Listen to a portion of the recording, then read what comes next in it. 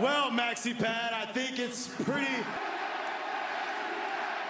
That segment between Ricky Starks and MJF was the highlight for me. Oh my gosh. MJF calling Ricky Starks a dollar store Dwayne The Rock Johnson was funny. And then saying he gonna call him a pebble. Okay, that's cute. Ricky Starks he burnt MJF. Ricky Starks shoulder checked MJF, took the mic, and then proceeded to come at his wardrobe, come at his life, and come at practically his whole entire existence. And then on top of that, call him a maxi pad. I'm done. I can't even say that MJF met his match because Ricky killed MJF on the freaking mic. For people who thought and forgot how Ricky is when he does a promo, they got reminded last night. For the first time, we see MJF, we really see him speechless. So speechless that all he could do was retaliate by kicking Ricky Starks in the nuts. That's all he could do. And that spear, oh my gosh, that spear that Ricky Starks did to MJF was stellar. And then him standing there holding that doo-doo Burberry belt. I was ignoring how ugly it was, but the fact that Ricky Starks was holding that belt and the aggression, it was such a great segment. It was so good, and I'm super excited for Winter is Coming. Oh my gosh, MJF versus Ricky Starks for the AEW World Championship. I am so for it. This was a perfect way to build this match. The turn, the backstabbing on William Regal, all of that. After us being unsure whether he's a heel or a face, this definitive decision of him proclaiming he is a heel, he is out for himself, he doesn't give an F, being that douchebaggery guy that we all knew that he was, that needed to happen because now as MJF the champion, he's freaking annoying. He gets on my nerves. Even as he was cutting his promo against Ricky Starks yesterday, I was so over it. He was I was in full Mark mode. I was so irritated. I was so invested in this segment. And to put MJF against someone like Ricky Starks, who turned face after being a heel for a while and having everybody behind him, we all know how he is in the ring. We all know how he is on the mic. And for him to stand up to MJF like that, I'm curious to see what's going to happen with this AEW World Championship match between these two. I don't know if Ricky's going to win. Would I like him to win? Frick yeah, I'm over this Triple B belt, this big Burberry bum belt. I hate this belt. You guys already know. I don't need to go through it again. Unacceptable!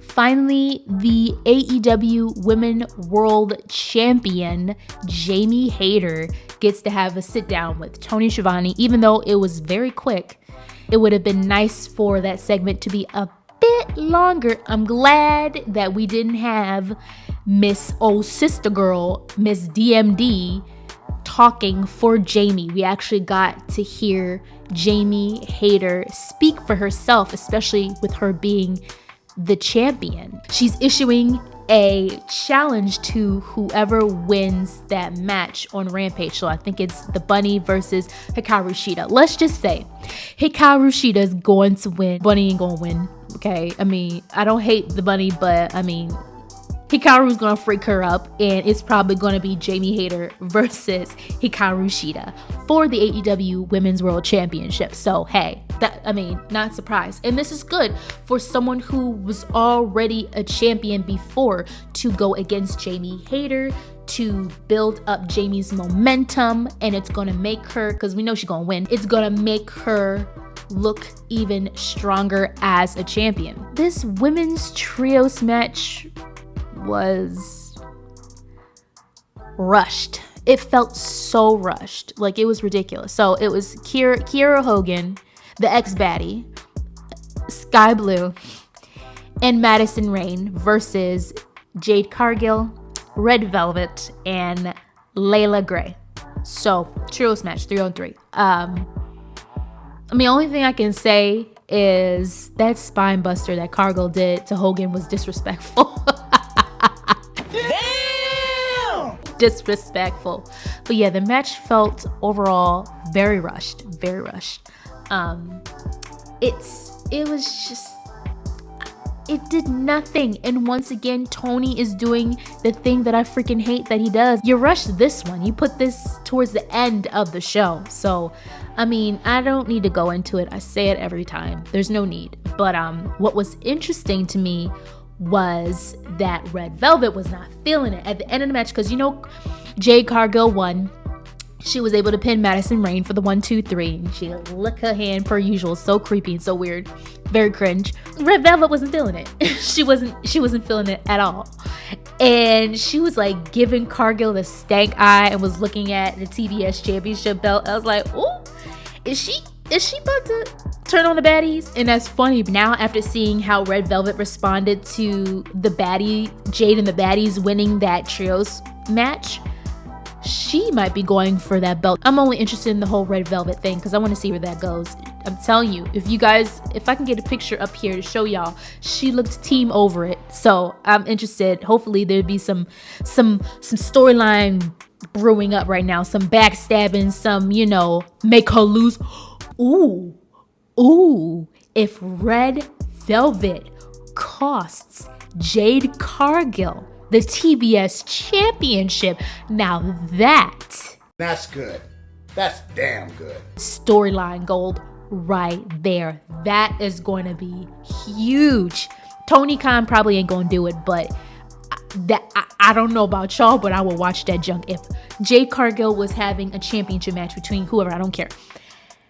And oh my gosh, if Red Velvet costs Jade Cargill a match, and it doesn't even have to be a championship match, it can even be a freaking tag team match, since we're doing, you know, tag team and trios matches are counting towards Jade Cargill's undefeated streak. If she's like in a tag team and her opponent she loses because of Red Velvet, that would be rich. See, I'm just thinking out loud here. That would be dope. I would watch that. You guys let me know in the comments what you think. Guys, this AEW World Tag Team Championship match between the Acclaimed and FTR was the best.